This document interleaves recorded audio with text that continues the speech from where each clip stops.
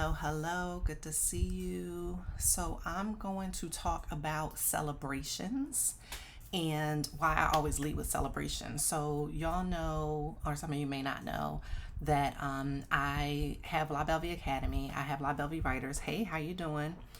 And whenever I'm doing part of what we do with Belle Vie Academy and Belle Vie Writers is I offer weekly planning and I also offer quarter planning. So this is part of the course suite offerings through High Achievers Course Suite with Belle Vie Writers, but also you can access a complimentary course suite called Purposeful Planning. And I'll link to that in the, well, it's in my link tree. If you're on the live right now, and I'll link it to the description video if you're looking at the recorder video. So anyway, whether you're in Belle Vie Writers and you have access to High Achievers Course Suite, or even if you're not in Belle Vie Writers and you are signed up for the Purposeful Planning Course Suite includes the quarter planning that I offer, and it also includes like a bonus link to weekly planning, right? So why am I talking about all of this? Whenever I start with weekly planning or with quarter planning or my annual planning, any kind of planning that I do, I always start with celebrations, right? And the reason why I start with celebrations is because I'm a high achiever. Hey, how you doing? I'm a high achiever. My clients are high achievers. And when you're a high achiever, you tend to focus on what did not get done as opposed to what did get done, right?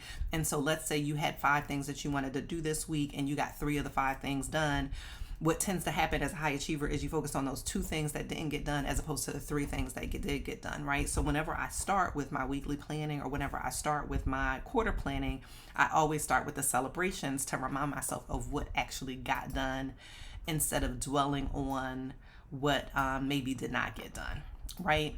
And so this is just a practice, right? And so one of the reasons I think it's important to lead with celebrations is we are a lot of times, again, as high achievers, especially Black women of color, who is, the majority of who I work with, we tend to focus on what did not get done as opposed to what did get done, or we beat ourselves up about what we didn't get to rather than celebrating and honoring ourselves for what we did actually get to, usually under very challenging circumstances, right? And so the reason why I'm thinking about this is because I just did last night. So Sunday nights is when I do weekly planning with Belle Vie Writers. And because we're coming up on the new quarter, the 4th quarter, starting October 1st for October, November, December, for this last quarter of 2025, we started out with our weekly planning and then we did our quarter planning. And we started out as usual with the celebrations because, again, we tend to forget what got done and focus on what did not get done. And also we're in these systems and institutions, whether you're in higher education or corporate or nonprofit, whatever institution or system you're in, it tends to be a focus on what's happening next as opposed to celebrating what has already gotten done, right? So celebrations are very important to me to remind myself of what got done, and I remind my clients of what they've gotten done as opposed to wallowing in what maybe you did not get to, right? And so I don't know about you. Of course, 2025, the whole year has been all the things, right? It's been a lot going on this year. It's felt like a decade in one year. So it's hard to believe we've even made it to the end of the 3rd quarter as we head into the 4th quarter. And so, again, I wanted to get on with Belle Vie Writers last night. We did our weekly planning and we also did our quarter planning to just set up like, okay, how do we want to wrap up the end of 2025? But also, how do we want to maybe set ourselves up for 2026? Hey, how you doing? And so I'm in an interesting place this year, again, because of everything that's going on. It's like I can see what I want the end of this year to look like in terms of what I want to get across the finish line for the end of 2025. It's hard for me to really think into 2026 with everything that's going on. So I have broad strokes sense of, what I want to continue to do, projects I want to continue to work on in the new year, but it's a different orientation toward the new year than I generally have in terms of like being excited about either what I'm wrapping up or excited about what I'm looking forward to. And I don't think that's necessarily a bad thing. I think part of it is I'm living a more aligned life. So everything that I'm working on are things that I want to be working on, right? Like I'm not in a place where I'm like, oh, I just need to get past this thing or get this thing done in order to get to the thing that I want to do, because everything that I do are the things that I want to do. I would say there's probably like some social media marketing thing or like making thumbnails for YouTube videos, those kind of things. I do plan on starting to hire somebody to do because that's not my zone of genius and I don't love doing those things. I enjoy making the videos and talking about what I talk about, my experience, my expertise. But I don't necessarily enjoy, the Canva and that kind of stuff. But that's something that I can hire other people to do. But my point there is like I'm in a place where I'm doing exactly what I tend to say I'm exactly where I need to be, doing exactly what I need to be doing. And so it feels good to be in that place. Okay, giving that a minute. That's my alarm because I have to hop off in a couple of minutes to get back on with La Belle Vie Writers. But the point is, I want to just encourage people to celebrate what got done, right? So if you don't typically do weekly planning or quarter planning, this is an invitation and an opportunity to just take some time to reflect on like the previous quarter. So July, August, September, and just take inventory of like what got done, what did you do, what are you proud of doing, ahead of deciding what do you want to get done for October, November, December, which is the last quarter, right? And so the reason why I'm thinking about this, again, aside from the fact that this is just a practice for me, like even for me, like I continue to be a high achiever. So the last quarter felt very, it felt like there was a lot going on. There were a lot of moving parts. And it felt like a lot of times when I was sitting, even when I was sitting for La Belle Vie Writers, it felt like, okay, I'm not really focused. I'm not really getting done what I need to get done. But when I took inventory of what got done in the third quarter, I actually got a lot done in the third quarter. So I'm going to share with you guys my celebrations. For those of you who are watching, whether you're on live, hey, how are you doing? If you're on live, you can put this in the comments. If you're watching the replay, then you can put it in the comments on the replay.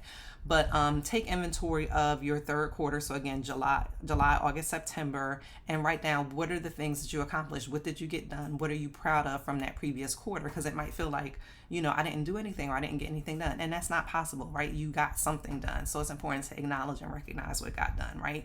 So for me, when I took inventory, here are some of my celebrations for the third quarter for 2025. So I posted 12 YouTube videos. So a quarter is about 12 weeks. So it averages out to one video per week, but I actually did not post any videos in July on YouTube. I think I did do 4 Substack articles in July, and then I switched from Substack to YouTube. So I posted those 12 YouTube videos in August and September, right? But it averages out. So I got 12 YouTube videos posted in the third quarter. I also, again, posted 4 Substack articles, but those were all in July. I've been posting about launching from philosopher to hotelier. And so I've been sharing that I did a pitch and I was accepted into a program called Launch Savannah, which is like a 12-week business incubator program that's offered through the city of Savannah. So I did my pitch.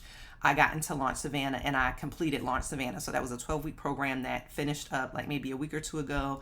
We're doing our official like graduation on Wednesday, October 1st, actually. So I'm looking forward to that. And I'll have an opportunity to do another pitch at that event. I also went back to school. I'm back in school. So I'm taking courses in hospitality at Savannah Tech here in Savannah, which has been helpful for, again, continuing to move and advance my project with Belle's Bed and Breakfast, right? So right now I'm taking 4 classes at Savannah Tech. They've all been offered very helpful information in terms of things that I want to do as well as things that I don't want to do, right? So, but I'm enrolled in classes at Savannah Tech. I attended 2 Black hospitality conferences. One was NABHood and one was Hospitality Hued. I actually did do YouTube videos about my experiences at both of those conferences. So I feel good about that. I met some great people there. I did some, cultivated some great relationships. So I'm excited about having done that and just what I got out of that experience. I'm continuing to enjoy the existing members and welcome new members to La Belle Vie Writers. So that is a space that's continuing to grow, and I'm excited about that.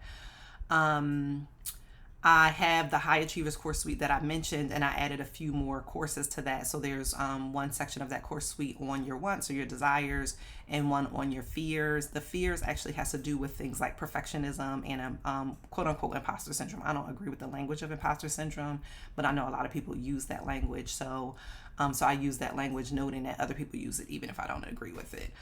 So that's been added to the High Achievers course suite. I attended Sex Down South, which is one of my favorite conferences. That did not disappoint.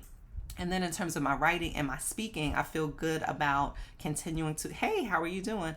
I feel good about continuing to, even as I'm building La Belle Vie Academy and La Belle Vie Writers, and even as I'm building toward Belle's Bed and Breakfast, I'm also still a writer and a scholar and a public speaker, right? So in terms of my writing, I got out 2 chapters this quarter. So one is for an anthology that's being published with Duke University Press. And that one is, it's me talking about the beloved communities that I've built both when I was still in academia as well as what I've been building since I've left academia. So it was a wonderful opportunity for me to reflect on, like, historically what I've done when I was still a professor, as well as what I'm building post being an academic, even while still working with academics. So I enjoyed writing that chapter, and I actually just got the copy edits back from that and turned those around and got them back to the editor. So that anthology should be coming out next year. Of course, I'll announce it when it comes out. And then I was invited to do another anthology with one of the co-founders from the conference Sex Down South that I attend. So she is co-editing a book focusing on like Black sexual politics, Black sex workers, kink and BDSM spaces. And so I was invited to contribute a chapter on that, which I was very excited about because I've also been talking a lot about that with my erotic empowerment course suite and coaching that I offer. And so I did a chapter for that edited collection on Black kink spaces and erotic empowerment and making connections with my experience in academia and my decision to leave academia. So those are two chapters that I got out, or that I submitted or got in the last quarter, and they will probably be coming out sometime in 2026. And then in terms of public speaking, I did a talk about building beloved community for a Rotary Club here in Savannah, Georgia. One of my Spelman sisters invited me to do that. And so that was an interesting conversation because I was talking about the concept of beloved community and how I've gotten the language of that from Martin Luther King, even though I don't actually agree with King's notion of beloved community, or what I mean by beloved community is not the same as what King means by beloved community, right? So I talked about what King means by beloved community and how I'm using beloved community, how it's influenced by his language, but my intentions are slightly different. And then also talk about like Toni Morrison's Beloved and the use of that title and the role of that character in her Pulitzer Prize winning book. And then I get into, again, how I built beloved community both when I was still in the academy as well as since I've left the academy. So that was an interesting conversation with people who were not academics. And so one person in the audience asked me, because I also mentioned that I don't agree with King and his philosophy of nonviolence, even though he makes a compelling case. I've published about all of these things. So someone in the audience was kind of taken aback that I would not agree with King and his philosophy of nonviolence. And so I gave a short answer in the moment, but I ended up just sending 2 articles that I've written on this. 2 essays. One is an essay on King and Fanon on violence and nonviolence. That was published in an edited collection on King's philosophy. So I sent that to him. And then another essay that's actually in this book, this book, not the Hannah Arendt Negro Question, but this edited collection. There's a chapter in that book that also appears in another version in the Hannah Arendt and the Negro Question book, but it's on Arendt and Sartre in the issue of violence and nonviolence in the context of like colonialism and imperialism. But it breaks down kind of what my philosophy of violence and nonviolence is in those contexts. So it felt good to be able to say, like, I've actually published about this, and here is where I go into more detail without feeling like I needed to recap all of that with the person who was asking the question in the audience then and there. So that was one speaking engagement. And then the other thing that I was invited to do, and this was just last week, so there's an organization here called Seersuckers. They had their 15th anniversary or birthday. And it's basically like a kind of public speaking literary group here in Savannah. It's a predominantly white group, but they have a Black woman who's on their board now. And she reached out to me to say, like, we're having this 15th anniversary. I would really like to have you as a speaker for this event. So I said, sure, because she actually heard me do my story about the summer romance that I did when I took that class in the spring, and there was like what I was calling an adult recital at the Otis Cultural Arts Center. So she was there when I gave that story, and so she reached out to me about participating in this event. So I agreed to it because she asked me to do it, and I enjoyed talking to her. And so that was really interesting because so it was 4 speakers. It was 2 white men, 1 white woman, and me. They all read their stories. We had like 10 minutes apiece. So they all read. I did an oral delivery of mine. I tend to read just from being an academic. I've mostly read whatever my arguments are or whatever, to try to stick to the time and make sure my arguments are laid out well. But I decided not to read, to just deliver my remarks orally for this. And so it was interesting because, again, the audience was it was a predominantly white audience, although there were some black people and people of color there. It was a mixed audience in terms of age and gender. So everybody from like, maybe 1 or 2 high school students to college students up to like senior citizens were in the room. So it was a wide range in terms of age and generation in the space. And so that was interesting. But I told this story, and as when it was the same short story that I told at the Otis Johnson Cultural Arts Center. But the first time I told the story back, I think it was maybe in May, I had to edit it and censor it a little bit because there were younger kids in the audience. But this time I checked in to make sure they weren't going to be like younger kids in the audience, and they were like, no, you don't have to censor it at all. So I was able to tell the story without kind of making it PG-13 and without censoring it. And so that felt good to be able to tell the story in a different context without the censoring.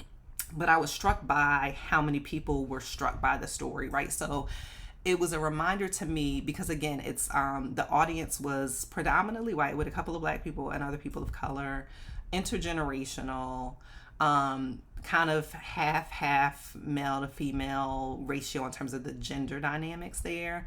But I had as many, like the first time I did it, it was also predominantly white audience and probably also intergenerational, but I had a lot of black women in particular come up to me afterwards and say like, oh my goodness, this was so empowering. Thank you for sharing this story. Because I'm talking about like my happily unmarried journey and my erotic empowerment journey through the lens of this specific summer romance that I had back in 2019. So when I first told that story back at the Cultural Arts Center, it was mostly black women that came up to me and thanked me, although there were some other like men and women that who were white who also said something to me. But this time around, I had as many men as women come up to me and thank me for the story and what it brought up for them or what it kind of taught them. And so I just had this moment of realizing how do I want to put this, how impactful storytelling is. I mean, of course we know this, right? We're writers, right? So writing, stories, books have an impact. But I tend to focus on, like, when I write for myself mostly, and then for my target audience, which is black women, right? And then if other people enjoy it, that's great. But I think because I tend to write again for myself and for my target audience, it's fascinating to me to see how the story reaches other audiences that are not necessarily my target audience, right? And so that was just helpful, right? And I think part of the reason that this story is like hits and lands the way it does for so many people is because it's not a story that's like male bashing. I mean, I'm not censoring men. I'm just sharing like an experience that I had with a particular lover. But I think there's something where like I'm not bashing anybody. I'm not lecturing anybody. It's really a celebration of just, again, part of my own erotic empowerment journey. But it's precisely in not doing those things that people feel convicted because they're juxtaposing what they thought would happen in a story with what actually happened, or what they might have done in a similar situation with what this person actually did in a situation, right? So anyway, it was just a reminder again of the power of storytelling, the power of sharing like my lived experience and expertise and how that lands for other people, and the fact that the audiences that I reach are broader and deeper, not necessarily deeper, broader, because I think black women are a deep audience, but are broader than my target audience, which is fine. It's just interesting. And all of this came out of just me taking some time, and I'll go, come back full circle to where I started, the importance of celebrating progress and celebrating wins and celebrating what gets done instead of just focusing on what did not get done, right? So am I behind in some of my coursework and these classes that I'm taking at Savannah Tech? Yes, I am. We're coming up on midterms. I need to catch up on a bunch of things, but it's not that I have not been doing anything. It's just that I've been prioritizing some other things over that.